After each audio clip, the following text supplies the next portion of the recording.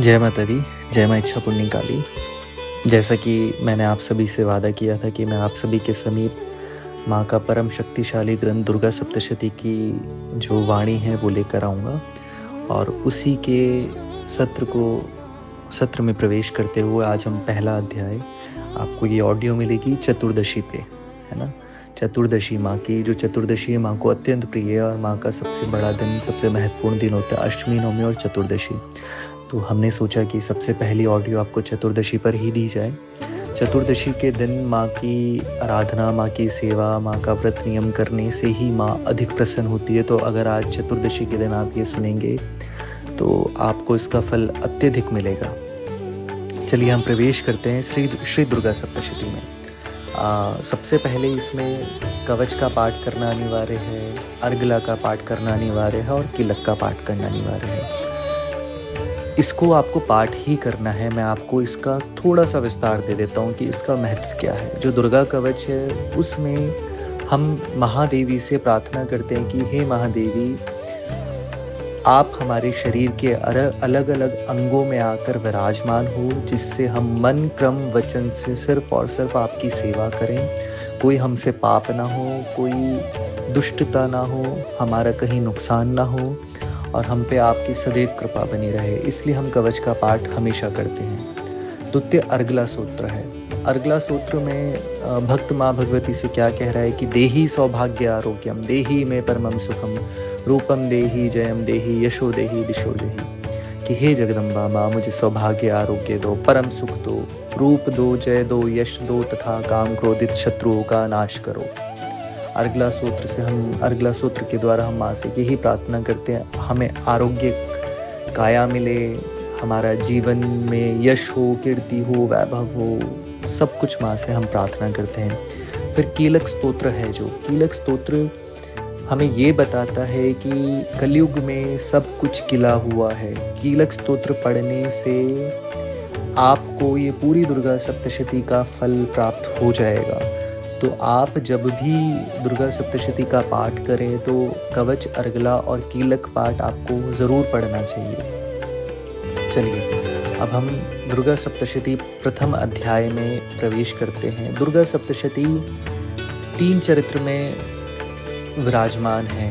एक प्रथम चरित्र, एक मध्यम चरित्र और एक उत्तर चरित्र। इन 3 चरित्र की देवियाँ माता महाकाली, माता महालक्ष्मी और माता महासरस्वती है। ठीक है ना। तो जो प्रथम चरित्र है उसकी देवी माता महाकाली है। प्रथम चरित्र प्रथम चरित्र का जो प्रथम अध्याय है वो भी माता महाकाली को ही समर्पित है।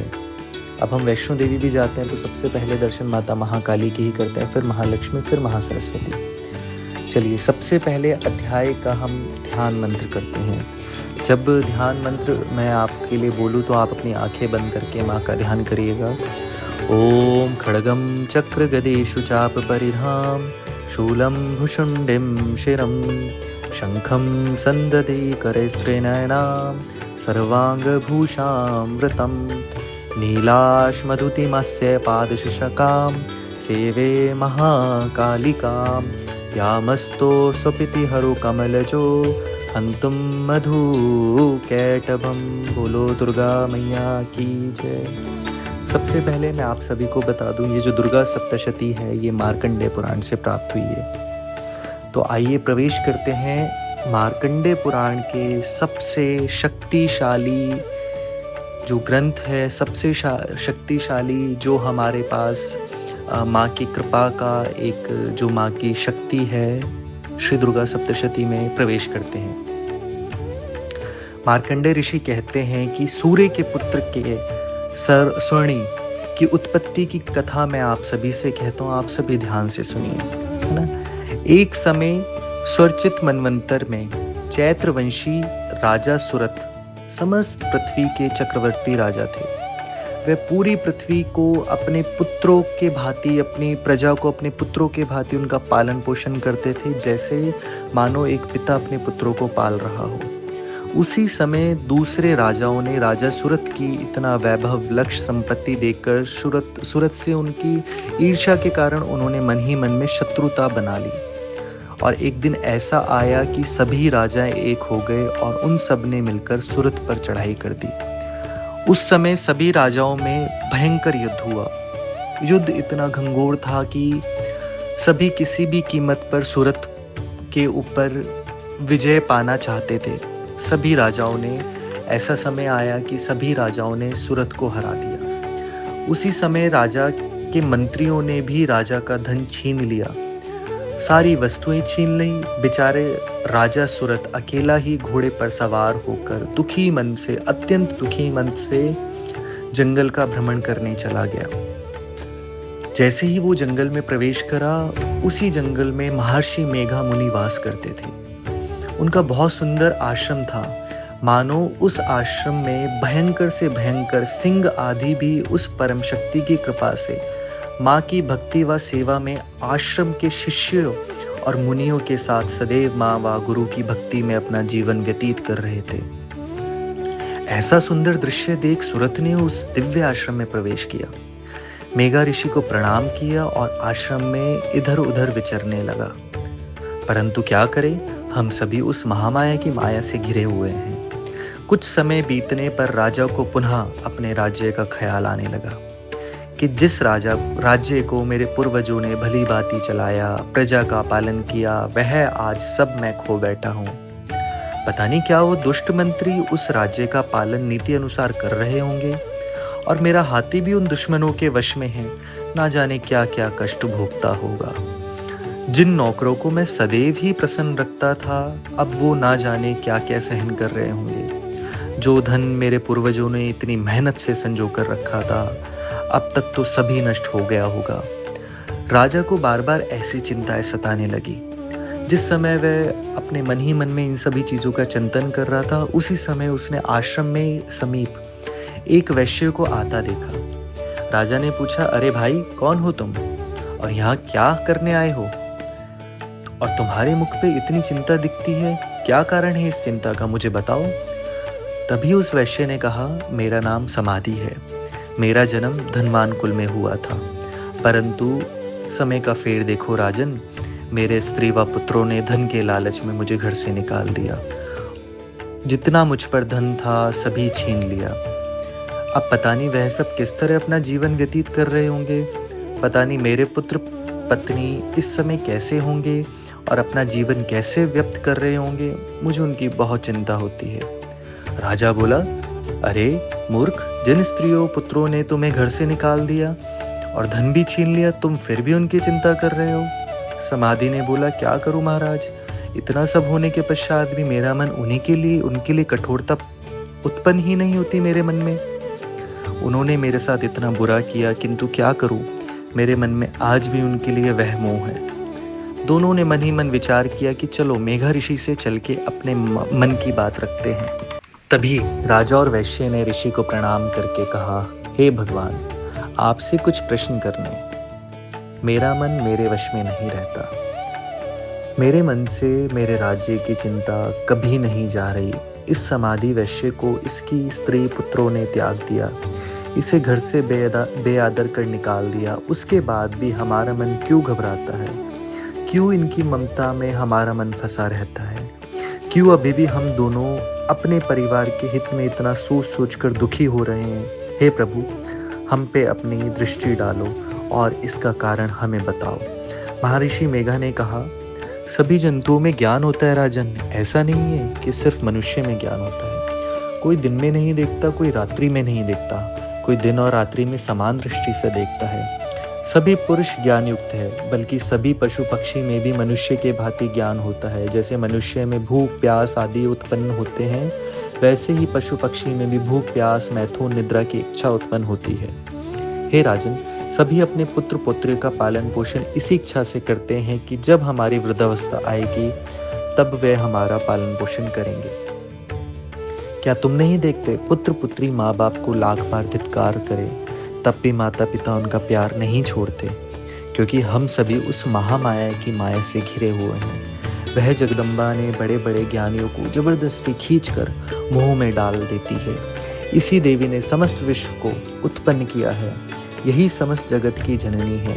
यही देवी मुक्ति का कारण है, यही ब्रह्म ज्ञान स्वरूपा विद्या है, यही सर्वेश्वरी है। इतना सुनते ही राजा के मन में इच्छा उत्पन्न हुई। उसने ऋषि से कहा, आप जिस देवी की बात कर रहे हैं वह कौन है, कैसा स्वरूप है, कैसे ये देवी उत्पन्न हुई और इसका क्या कार्य है, कृपया कर ये सब हमें बतलाए। ऋषि बोले, यह देवी अजन्मा है, यह जगदम्बा देवताओं के कार्य को सिद्ध करने के लिए उत्पन्न हुई है। राजन, एक समय जब भगवान विष्णु जल में शेष शैया पर शयन कर रहे थे, उस समय भगवान विष्णु के कान के मैल से 2 असुर प्रकट हुए, जिनका नाम मधु और कैटभ था। उस समय जब भगवान शेष शैया पर थे, तब भगवान विष्णु की नाभि से प्रकट कमल पर ब्रह्मा जी विराजमान थे। और मैं आपको दुर्गा सप्तशती से थोड़ा सा अलग इस प्रसंग को सुनाना चाहता हूँ, जो भगवान विष्णु की नाभि से कमल प्रकटा और उसकी जो डंठल थी, उसकी जो एक डंठी है जो कमल को मिलाती है जड़ से, उसी डंठी पर पूरा सारे लोग, पूरा विश्व, पूरा ब्रह्मांड विराजमान है। मैं आपको इसको थोड़ा सा विस्तार से बताना चाहता हूँ कि 7 ऊपर के लोग हैं और 7 नीचे के लोग हैं।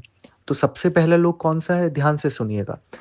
भूलोक यानी कि पृथ्वी, जहाँ हम सब लोग निवास करते हैं, और ये लोग भगवान के सबसे नजदीक है। फिर आता है भुवर लोक यानी कि अंतरिक्ष या आकाश, जहाँ सिद्ध मुनि रहते हैं। फिर स्वर्ग लोक जो कि देवराज इंद्र का राज्य है। फिर महर लोक जो कि ऋषि और देवताओं का निवास है। फिर जन लोक जहाँ सनक सनंदन जैसे संतन तपस्वी लोगों का लोक है। फिर आता है तपोलोक जो कि वैराग्य प्राप्त करने वाले तपस्वी यहाँ तप करते हैं। अंत में है सत्यलोक, जिसको ब्रह्मलोक कहा गया है, जहाँ सर्वोच्च ईश्वर या सृष्टिकर्ता भगवान ब्रह्मा निवास करते हैं। और जो 7 नीचे के लोग हैं वो भी आप सुनिए। अतल, यहाँ मय दानव के पुत्र निवास करते हैं। वितल, भगवान शिव के जो गण हैं जिसका नाम हाटकेश्वर है, ये उनका स्थान है। फिर सुतल, राजा बलि का लोक, यह लोक पाताल लोक का सबसे श्रेष्ठ लोक, सबसे सुखमयी लोक माना गया है। फिर तलातल, ये असुरमय दानव का निवास है। फिर महातल, विशाल काय नागों का निवास।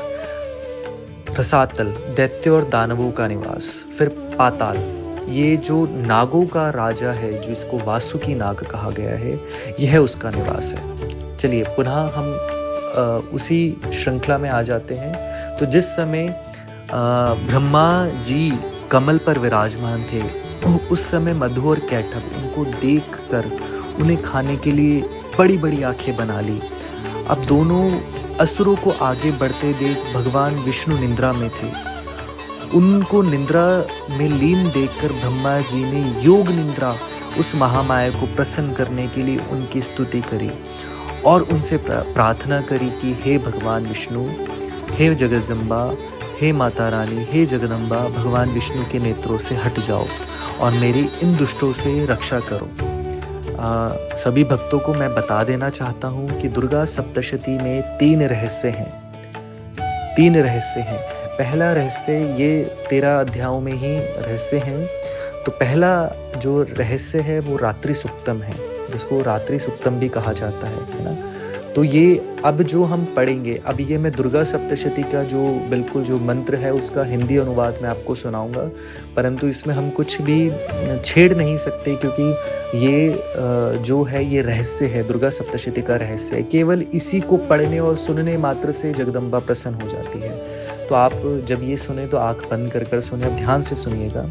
ब्रह्मा जी ने किस प्रकार देवी की स्तुति करी, किस प्रकार माँ का आवाहन किया, ये वह रहस्य है। तो सुनिए ध्यान से। ब्रह्मा जी बोले, महामाय तुम स्वाहा हो, तुम स्वदा हो, तुम ही वशिष्ठकार स्वर हो, अमृत भी तुम ही हो, अक्षरों में ऊ मात्रा भी तुम ही हो, तथा नृत्य आदि मात्रा भी तुम ही हो। हे देवी, तुम ही संध्या सावित्री और संसार की जननी हो। हे महेश्वरी, विश्व को उत्पन्न, पालन और संहार करने वाली आप ही हो।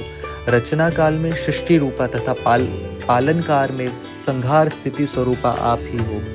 आप ही महाविद्या, महामाया, महामेघा, महास्मृति, महामोया, मोहा, महादेवी, महासुरी हो। आप ही समस्त चराचर के तीनों गुणों यानी कि सत रज तम को उत्पन्न करने वाली प्रकृति हो। आप की काल रात्रि प्रलयकार स्वरूप महारात्रि तथा दारुण मोहरात्रि हो। आप श्री ईश्वरी और बुद्धि की बोध स्वरूपा हो। लज्जा पुष्टि शांति क्षमता आप ही हो। हे मातेश्वरी, आप खड़ग शूल घोर गदा चक्र शंख धनुष बाण भुषुंडी परिधा आदि अस्त्र को धारण करने वाली हो। हे देवी, आप ही सौम्यता हो तथा संसार में आप ही अति सुंदर हो। पर और अपरों में श्रेष्ठ आप ही परमेश्वरी हो।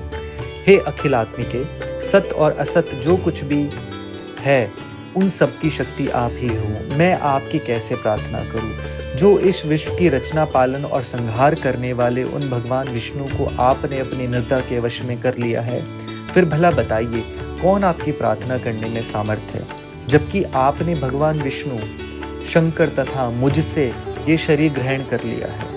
आप तो अपने प्रभाव से स्वयं प्रशंसनीय हो। मधु और कैटब नाम के इन महादुष्टों को आप मोह लीजिए और विश्वपति भगवान अच्युत हो जाएंगे। इन दोनों महासुरों का संहार करने के लिए भगवान को बुद्धि दीजिए। यहाँ पर दुर्गा सप्तशती का ये रहस्य संपूर्ण हुआ। अब देखिए भक्तों, स्वयं जो ब्रह्मा है वो उस जगदम्बा की स्तुति कर रहे हैं कि आपसे ही सब कुछ है, आप इतनी शक्तिशाली हैं कि आपने भगवान विष्णु को निंद्रा में डालने वाले भी आप ही हो। मुझे ब्रह्मा और शंकर यानी कि ईशान को बनाने वाली भी आप ही हो। आपने ही हमें ये शरीर दिया है। तो उस महामाया की कृपा से हम सब आप इस सृष्टि के सारे जीव मोहित हैं। चलिए फिर से प्रवेश करते हैं दुर्गा सप्तशती में। तो जब ब्रह्मा ने इस प्रकार माँ की प्रार्थना करी तथा विष्णु के जागने की प्रार्थना करी, तब जो देवी उस समय प्रकटी, उस देवी का नाम था तामसी देवी। बोलो तामसी देवी मैया की जय। और भगवान विष्णु उस निंद्रा से, उस योग निंद्रा से जाग पड़े। जब भगवान विष्णु ने उन्हें देखा तो ब्रह्मा को खाने के लिए मानो उनकी आंखें लाल हुई जा रही थी। भगवान विष्णु ने उनसे 5000 वर्ष युद्ध किया, परंतु असल बात तो यह है कि वो दोनों असुरों को महामाया ने मोहित कर रखा था। दोनों असुर माया में फंसकर भगवान विष्णु से बोले कि हम तुमसे प्रसन्न हैं, मांगो, कुछ वरदान मांगो। भगवान ने कहा, अगर आप मुझ पर प्रसन्न हो तो मेरे हाथों से मृत्यु हो, मुझे केवल यही वरदान दो। अब वचन से बाध्य असुर सोच में पड़ गए। उसने मृत्यु से बचने के लिए कहा, देखो चारों तरफ जल ही जल है। उसने कहा कि ऐसी जगह पर हमारा वध करो जहां जल ना हो। तब भगवान विष्णु ने तथास्तु कहा और दोनों असुरों को अपनी जांघ पर लिटाकर चक्र से उनके शीश काट दिए। तो भक्तों, इसी प्रकार ब्रह्मा की प्रार्थना करने पर महामाया प्रकट हुई थी। इसी प्रकार इस देवी का प्राकट्य हुआ था। आप सभी को तो लग रहा होगा कि वध तो विष्णु ने किया, फिर हम सब लोग आरती में क्यों गाते हैं, मधु कैट अबधौ मारे सुर भयहीन करे, क्योंकि उसी महामाया ने उन दोनों असुरों को मोहित किया था। ना वो दोनों असुर मोहित होते और ना वो भगवान से कहते कि हमसे वर मांगो, और ना भगवान वर में उनसे उनकी वध का वरदान मांगते। कहने का तात्पर्य ये है कि हमें अच्छी बुद्धि देने वाली भी वो जगदम्बा ही है। इसलिए हम क्या कहते हैं, या देवी सर्वभूतेषु मां बुद्धि रूपेण न संस्थिता नमस्तस्ये नमस्तस्ये मां नमस्तस्ये नमो नमः। हमारे मंदिर में सबसे पहला जयकारा क्या लगता है, सबको सद्बुद्धि देने वाली माता तेरी सदा ही जय।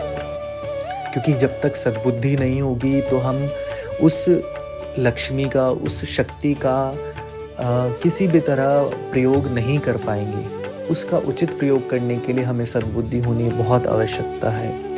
तो यहाँ पर समाप्त हुआ दुर्गा सप्तशती का प्रथम अध्याय, और आप सभी को समझ आएगा कि कैसे माँ प्रकटी और कैसे माँ ने इस अध्याय में ब्रह्मा जी की रक्षा करी। और जो ब्रह्मा की रक्षा कर सकती है तो क्या वो हम सबकी रक्षा नहीं कर सकती? बिल्कुल कर सकती है। परंतु जिस प्रकार ब्रह्मा ने उसे पुकारा, उसी हृदय की गति से, उसी प्रार्थना से हमें माँ को पुकारना चाहिए, तो भक्तों की पुकार पे तो माँ दौड़ी चली आती है। तो आप सभी के लिए ये ऑडियो मैंने रिकॉर्ड करी, आप ज़रूर सुनिएगा और आप सभी को ज्ञात हुआ होगा कि कैसे माँ ने ब्रह्मा की रक्षा करी और कैसे उस जगदम्बा ने हम सबको मोह रखा है। अगर आप चाहते हैं कि अगर आप अपने जीवन में मोह माया से परे होना चाहते हैं कि आपको माया परेशान ना करे, तो नित्य ही प्रथम अध्याय का नित्य ही आप पाठ करें। रोज़ ये प्रथम अध्याय पाठ करेंगे तो आप ध्यान देंगे कि आप ही इस मोह माया से बच रहे हैं। आपके मन में जो माँ की महामाया है वो आपको परेशान नहीं कर रही है और आप माँ के नज़दीक जाते रहेंगे। सभी को जय माता दी, और मैं आशा करता हूँ आप ये पाठ सुनेंगे और जल्दी ही अब दूसरा अध्याय मैं आप सभी के समक्ष लेकर आऊँगा। जय माता दी, जय माँ इच्छा पुण्य काली की, और इस अध्याय की अधिष्ठात्री माता महाकाली की जय और महामाया की जय। जय माता दी।